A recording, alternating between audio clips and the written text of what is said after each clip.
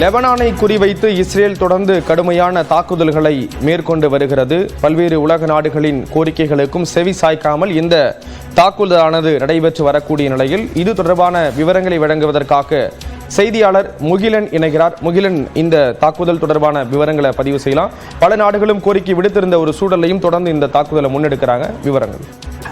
Sriram, Israel அதாவது கடந்த ஒரு 2 வாரங்களாக லெபனான் மீது தனது தாக்குதலை தீவிரப்படுத்தி வருவதை நம்ம பார்க்க முடிகிறது.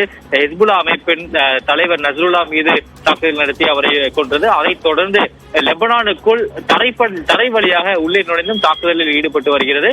தற்போது அதனோட ஒரு அப்டேட்டாக தற்போது இஸ்ரேல் தொடர்ந்து வான்வழியாகவும் தரை வழியாகவும் இலக்குகளை குறிவைத்து தாக்குதலில் ஈடுபட்டு வருவதாக தெரிவிக்கின்றனர். அதே போல மிக முக்கியமாக அந்த பகுதியில் இருக்கக்கூடிய அந்த இன்ஃப்ராஸ்ட்ரக்சர், அதாவது எந்தெந்த இடங்களை பயன்படுத்தி ஏவுகணைகளை இஸ்ரேல் மீது ஏவுகிறார்களோ அந்த இடங்களை குறிவைத்து தற்போது தாக்குதல் நடத்தி இருப்பதாக இஸ்ரேல் தெரிவித்திருக்கிறது. சுமார் 150 இடங்கள், அதாவது 150 இடங்கள் அதை குறிவைத்து தற்போது வரை தாக்குதல் நடத்தி இருப்பதாகவும் அது ஹெஸ்புல்லா அமைப்பின் அந்த தலைமையாகம் முதற்கொண்டு இந்த இடங்களை தற்போது வரை தாக்குதல் நடத்தி அளித்திருப்பதாக இஸ்ரேல் தற்போது தெரிவித்திருக்கிறது.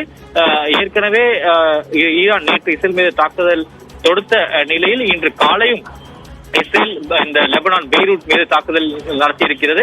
ஆனால் இதுவரை இஸ்ரேல் ஈரான் மீது எந்த தாக்குதலையும் தொடங்கவில்லை. இன்னும் இந்த கம்மிங் ஹவர்ஸ், அதாவது இன்னும் வரக்கூடிய நேரங்களில் அவர்கள் இஸ்ரேல் ஈரான் மீது தாக்குதல் நடத்தலாம் என்றும் எதிர்பார்க்கப்படுகிறது. ஸ்ரீராம், விவரங்களை வழங்கியதற்கு நன்றி முகிலன்.